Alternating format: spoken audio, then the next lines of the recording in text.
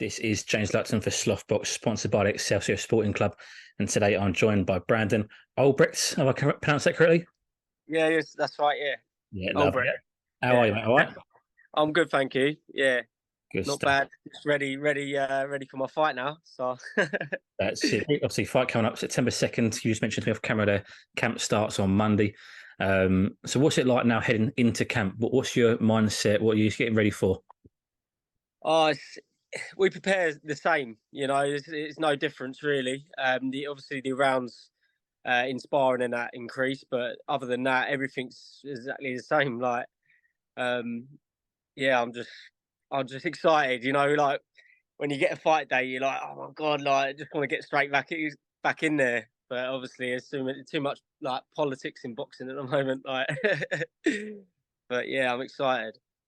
Just been going through your social medias today, and I can see things on the, championship mindset, champion mindset, and you doing everything right and everything properly, even at this early stage of your career. Just talking a bit about your mindset and what your ambitions are. Right. Yeah. So I've I've always thought like you've got to be fully focused in this sport. So you've got to tick every single box. Like with me, when I first said I was going to turn over as a professional, I made sure that I ticked every single box, and obviously now it's showing. Like I weren't a nervous kid anyway. I've always boxed and I've always um, sort of I've always been in the ring. So I sort of got rid of the nerves at a young stage. Um, but yeah, I'm very dedicated. I'm gonna get there, but it's just a matter of time. No, absolutely. I mean, so far 5-0, two stoppages on your records. Just reflect on your career so far. Are you pleased with it? How would you rate it? Yeah. So the first two fights I had, it was in the lockdown, so there was very limited opponents. So I had to basically take what I can. So I took fights that I shouldn't really have taken at weight classes that I shouldn't have been at. Um, but they were good learning fights for me. And yeah, as soon as I went down to super feather to the lighter weight classes, that's when I started getting results. Like I stopped Mooney in the second round, and Quinney in the first round. Um, it was, yeah, it's just one of them things. I think you've got to go through your career learning more and more. And obviously, I boxed a tough Mexican. They gave me that opponent like last minute, which was it was a couple of days before my opponent pulled out. So they said, "Well, we've got this guy for you," and he come in heavy, and we was like, "Well, we're gonna have to do it." Like I've sold all these tickets and everything. We need just get in there and do what I've got to do, and we won. So um, we can start obviously pushing on now, and we've got a sixth rounder on the 2nd of September, and then hopefully get a title fight after that. So you've already mentioned there, so far 5 fights in, but you've already gone through quite a lot of ups and downs and bits and pieces to get to your fight nights. Yeah, yeah. How much will that experience put you in stead for your rest of your career? Um, it's I don't know. It's just like I've learned a lot, but it's more sort of like bad than good, to be honest. Like being like being in a training camp and then someone pulling out. You've done like 10 weeks of training, and then they can't match you at the end. It's happened a couple of times, and it's like you spend all this money in camp and getting yourself into physically like a good mindset and great like physically, and it just doesn't go ahead, and you're like it's like heartbreaking really, because you're like you haven't got that end goal at the end.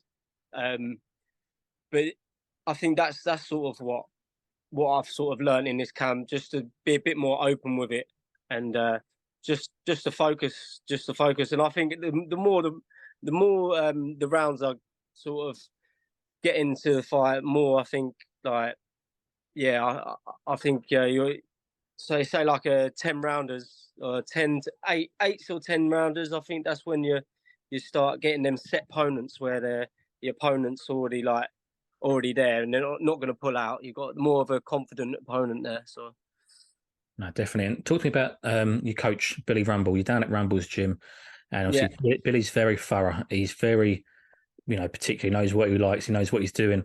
Yeah, But also, he's a very young coach as well. I want to touch on that. he is. Yeah, He's probably yeah, not a great deal older than yourself compared to other coaches around the circuit as well. Just talking no, about Billy and his influence on you. yeah. So I've been with Billy for 2 years now, and the way that just the way he is around like his fighters is just motivating. Like he wants it just as much as us, and I think that's why we're all hungry together. Our stable's growing. You can see all of the fighters are coming through now. It's because we're all on the same page. Like we all want the same thing. Like he's just as hungry as I am. So, but yeah, coming through. I I think he's probably he is one of the best coaches like in England, if not the world. So just the way he adapts, he analyzes fights, breaks it down. Like I don't know whether you've seen like he can just like he watches fight, he predicts fights and he gets them right. Do you know, there's not many coaches that does that, and he gets it on point every time. Like I have full trust in what he says, like always. So I yeah, touched on Billy's age here. I say it's not going to be a massive age gap between the two of you. Do you think no. that helps you? But do you get on him on a more sort of personal level on the social side as well because of that? Yes, definitely, definitely. Yeah, we're I think he's about 4 years older than I am, and yeah, we just click. Like all of us are sort of similar age. Like it's probably about 2 or 3 years between us all, and we're all just like clicky. It's a good stable to be in. What's that do for your sort of your motivation to go into the gym? Sometimes it's going to be hard going through camp. You're not going to want to get up and go and do your run and go to the gym. But with a boy around you, like I say, all a similar age, does that help you Yeah. give that extra push to get in the gym? Oh, of course it does. Yeah, yeah, it does. It's as soon as you walk in there, everyone's just like smiling. Everyone's like, "We've got a job to do, and we're going to do it." Like, so obviously next Monday we're all going to camp. We're all going together because we're all fighting. Like I'm fighting on the 2nd, and they're fighting on the 8th. So like we're all in camp together, which is so good. Like everyone's on the same page. It's decent. Does that help out as well when you're all in the camp at the same time? Because obviously you're all, on your diet, you're all watching this and that, you're all on certain, Yeah, trajectories in terms of camp wise. Does it help when you're all on the same sort of fight date?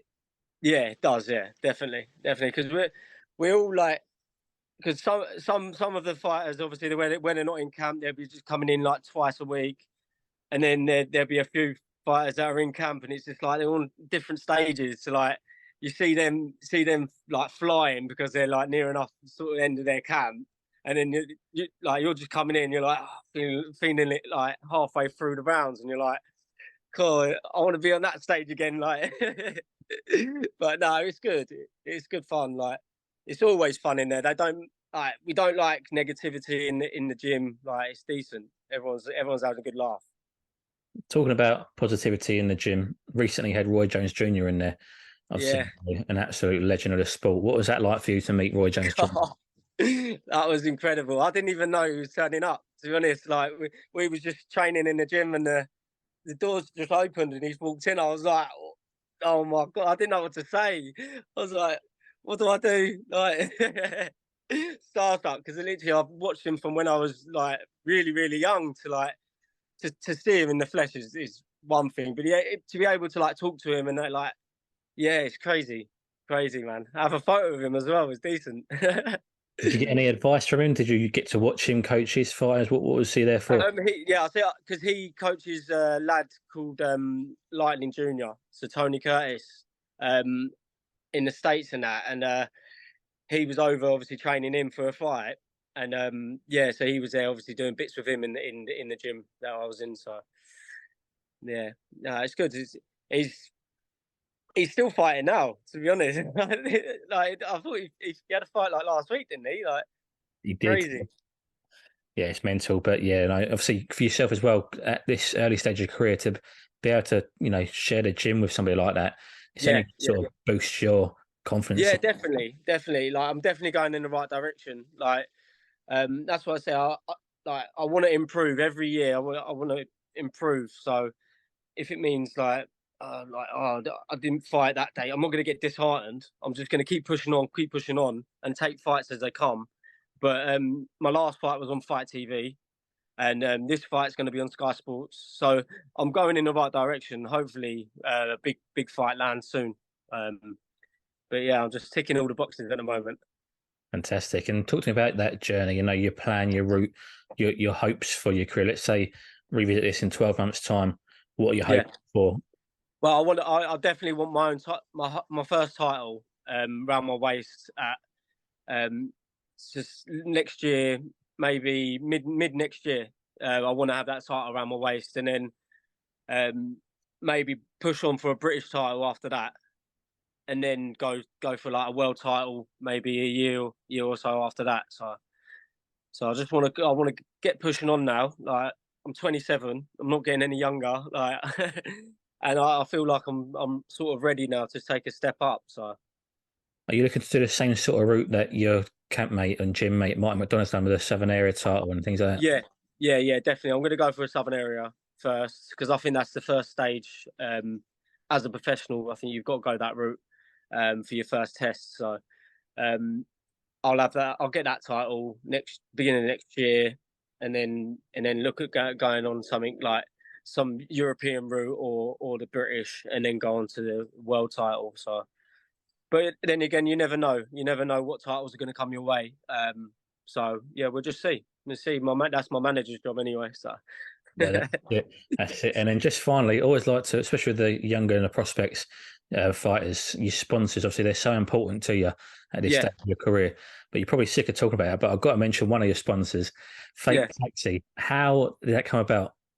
So my uncle John, he actually owns Fake Taxi, and he he basically just asked me if I needed a sponsor. This was when I come back as an amateur, and it was sort of after the lockdown, and yeah, it was I was training, and he was like, "Oh, do you want to do it properly? Do you want a sponsor?" And I was like, "What?" I was like, "Yeah, 100%. I'd love that." And then yeah, it just went from there. I just set everything up, and yeah, now we're here. So like, I'm doing pretty well. Like, and it's all down to him really because he saw potential, um, and he stuck by me from the beginning. So he's made all this possible, to be honest. Um, but I've taken on a couple more sponsorships as well.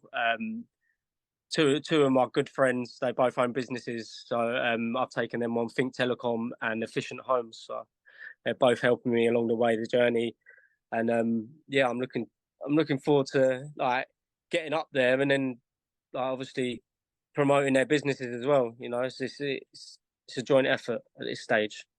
You Absolutely. know how hard it is. How hard it is in these small hall shows. Everything means like you need to be able to sell tickets to get up there, and it's yeah, it's a difficult job really.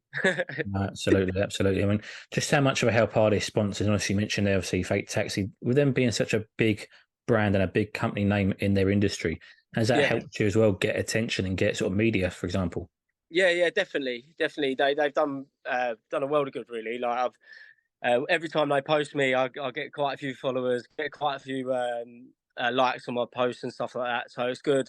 I have a lot of help from the Fake Taxi like workers, like not the actual like workers, but the social media side of it. Um, yeah, so they're pretty good in that aspect, and they just want me to win. They just want me to do well. So yeah, I really appreciate all the people that have helped me like on this journey already. You know, I'm 2 years in, so give me a couple more years. Let's see where I am now. Do you know what I mean? So I'm ticking boxes. So that's all I can do at this stage. No, absolutely. Well, Brandon, I want to thank you for your time today and wish you all the best of luck for September 2nd and the rest of your career as well.